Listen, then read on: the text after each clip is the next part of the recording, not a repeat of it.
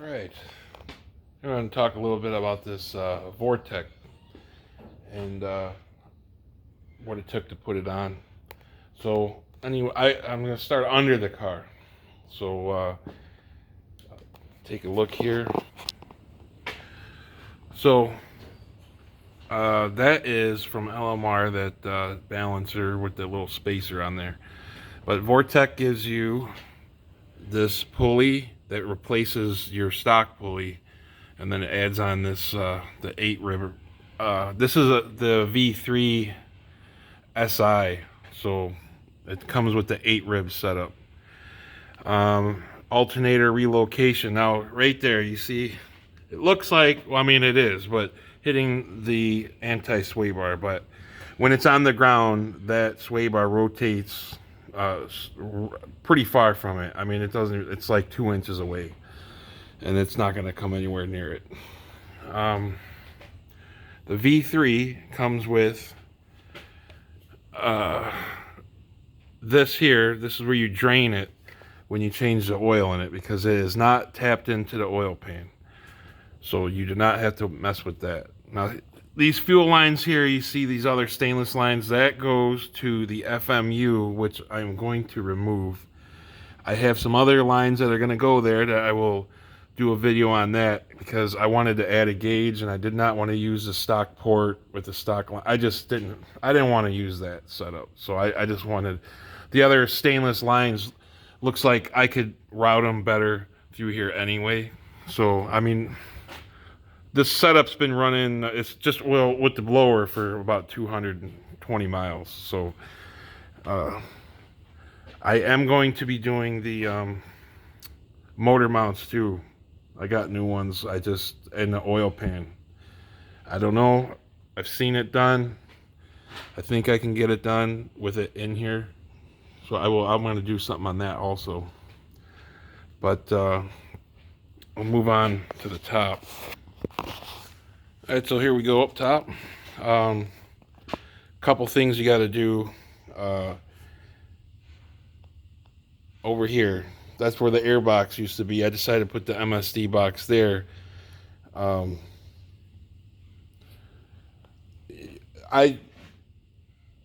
figured that was the best place to put it.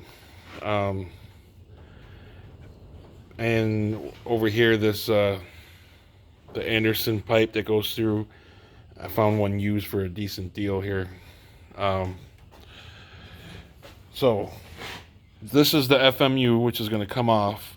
That is the 2 lines go down. They'll just like be so much nicer without that there. That's just more cluttered. That will be gone. This is a boost timing master. Now, I do have it hooked up as far as the vacuum source, which is down there. So, but I do have it set to 0 because I have the right fuel injectors. Well, I should say I have the right size ones to not have to use the FMU. And I have the chip tune for it that I can use, not have to retard the timing. The tuner knew what he was doing apparently, so because the car is fine. So I did try it once. I put it on number 1 setting, which retards timing 1 degree per pound of boost anything after 5, and I could definitely tell a difference. So I just wanted to try it. I suppose if I want to let someone borrow it, I could crank it up and then I have nothing. But I don't think I'm going to do that. Nobody's borrowing it. That is tied in. There's also like I don't know, it's like a relief valve that's in the bottom of this pipe that's tied into here that senses boost. This is going to the boost timing master. And then this, I have this line that runs all the way across to your vacuum tree here. And then this one here that's tied in with the nylon, that is the gauge in the car. You don't have to add the gauge. It doesn't come with a gauge, but I wanted a gauge. So As far as fit and finish, I have to say it fit pretty well. I mean, I didn't have to modify anything except, I wouldn't even call it modify, and it's pretty common with everybody from what I've seen, is when I first started the car the first time, the belt, I want to say it rode back a little bit, one notch, like one groove. So what I had to do is down there, that nut you see down there, I had to put one washer behind it and move this tensioner, angle it this way, just one little notch, and this thing, with the tires spinning without me wanting to do it, it did see, up to 7,000 RPM, and this thing hasn't moved, so it's good to go. The only thing that I do not like about this thing is this tensioner here. So, and I got that little, you see that black, I gotta cut that out. So anyway, I bought a tensioner that you put on there, and you actually use a bolt to tighten this belt.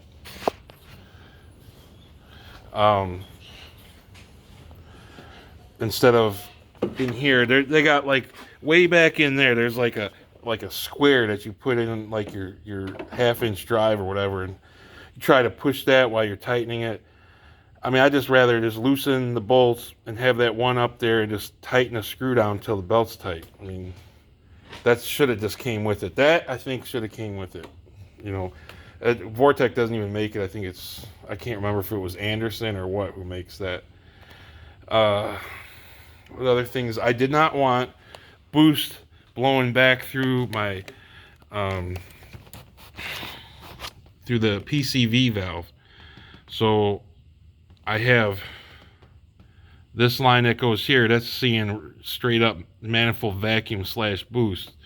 This is a one-way check valve, so it will allow it to suck in, but it will not blow air back to the PCV. And I understand the PCV is supposed to stop it, but just in case it didn't, I did not want to pressurize a crankcase through a hole or a tube that size. Or for that matter, I didn't want to blow the hose off of the PCV valve and then have oil mess.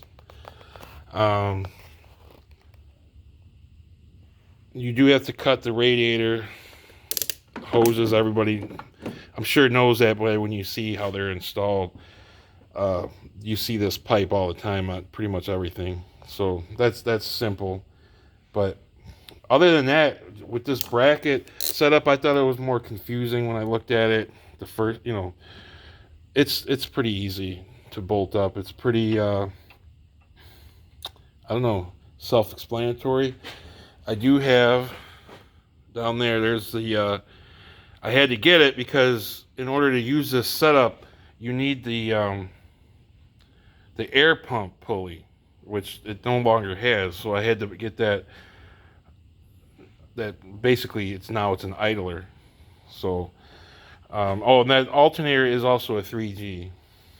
So I did that like right off the bat when I first got it. But no, as far as putting this on, I mean, I do have a 70mm throttle body, but you don't really need that. I think that's another LMR. You get everything from them. They got everything. Everything fit and finished between the LMR stuff and this supercharger. I couldn't complain about it.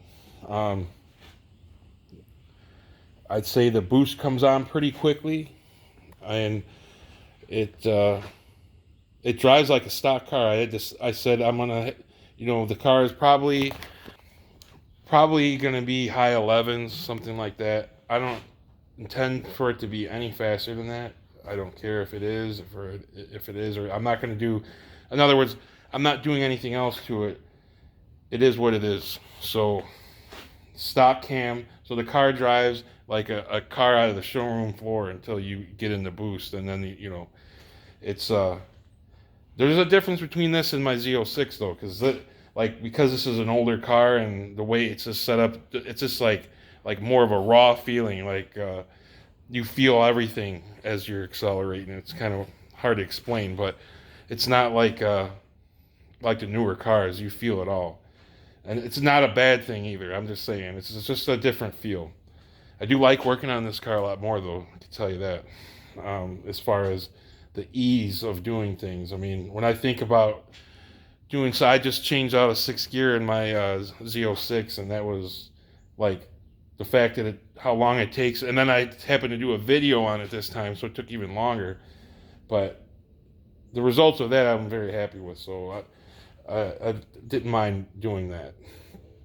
I left the EGR intact. I don't know how much it works or not anymore, but I don't have any lights or anything like that. So I would say the only thing that's got to be done with this car is the oil pan. Other than that, there's nothing else to do to it other than maybe upgrade the transmission before this blows up, because I would rather sell a good working one than end up throwing it in the garbage and then I don't get no money back. So I know I don't want to do that. This kit came with this other wiring kit. There's another fuel pump. I didn't use that either because I ended up putting, when I first bought the car, the pump was pretty loud. So I put a Walbro 255 in it from the get-go. So there's enough fuel. I am adding a fuel gauge, an odometer gauge, and then when I get into it on the road, I'm going to check it and see if I'm losing any fuel pressure on acceleration. If it doesn't drop and the AFRs are good, then it doesn't need anything else. So there's no need for that. But if you were to do it, they give you full detailed instructions on how to add it. This is like in line with your stock one. I would rather have one pump that can handle the whole thing instead of sticking 2 on there.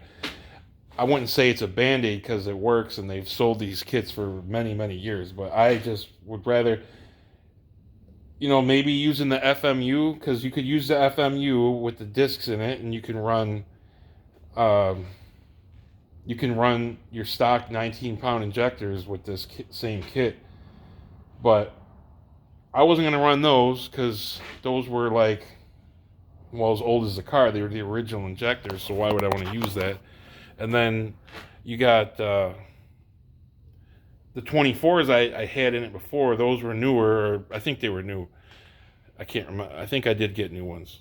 Those, I could have used the FMU with that, with the right disc and all that, but if the FMU has got 2 more lines on it, I mean, and it's got to flow through that whole thing. That whole thing's got to work. I mean, I don't know. I figure one less thing to worry about going bad, right? So that's why I went with 42-pound injectors and had a chip tune for it and just get rid of the FMU altogether. That's what everyone suggests anyway, because they say the FMU is like super old, even though, tuning the chip is too, I guess. So, but either way, I'd rather have it not there. So I could probably sell it, I guess, maybe. Someone might want to use it. But, yeah, so as far as if you were to put this on your car, you'd have to drop the tank, because you had to do something with... you don't have to drop the tank all the way. You just got to lower it so you could tie this other pump in. So that's in the instructions too. But could you do it in a day? Yeah. Oh, the airbox kit that came with it, man, I put it up there. It did not look like it was going to fit right, and I didn't like the way it looked anyway. And I had somebody get, for super cheap, I got that Anderson power pipe, so I just figured that was a better deal. I ended up getting a Pro M mass air meter with the injectors, so they kind of like a match set. So, and then that came with all the data to give the tuner so that he could set it up for this. So I'd have to say it was pretty spot on because he's only done it one time, and I really had to get some good tires on this car in order for me to get it wide open in it as it's climbing RPM to watch the wideband and see where I'm at on the air fuel ratios, because when it spins and it's hard to control the car with the tires spinning and shit, and you can't look at the gauges and do all that at the so I probably gotta set up a camera and record the AFR while I drive it, because you know don't need to go off the road. So that's about it with the. I have to say I have no issues with it. I shouldn't say issues, but I have no complaints about the kit. I thought, other than the airbox, I will say I think that's the airbox is like cheese. So it's cheap. It doesn't seem like it's worth it to me to use. So yeah, other than that, I do like the fact that if something goes wrong with the engine, you won't pump stuff from contaminants from the engine into the blower and then vice versa. So since they're separate, I don't think it's a big deal, especially when they give you that drain. That makes it easier to just let it out and they give you one like oil change, so you get like 3 bottles with it so that you can change it out. No, but other than that, I wouldn't even bother with the S. They call it the STI. That's the step below it. They call it the starter one. I don't know. You're only gonna. I think that one's only 6 or 7 pounds, and you get a 6 rib pulley setup. There's just a bunch of stuff that doesn't come with it that you might as well just get it. I mean, you might as well not wait. I mean, and like say, oh, I'll build it up later. It's just a little bit more. I would just go ahead with that one and be done with it. I think the boost comes. I mean, because everything will have to be changed. I think the impeller and everything's different. So, because the boost comes on very quick, and I don't know if the other ones. I think they're a little different, and this one's upgradable. Like I said, I don't plan on going any higher. I know people say that, and then they put bigger pulleys on or smaller on the top, whatever it is. But it's got a warranty and stuff, so I think I'm gonna leave it alone. And plus, I'm not really planning on racing this car like that. Maybe getting on it once in a while on the road, but so anyway, so my thoughts on the Vortech V3Si 10 psi kit is definitely worth it. I choose it over a turbo because I figured there's more heat under the hood with the turbo.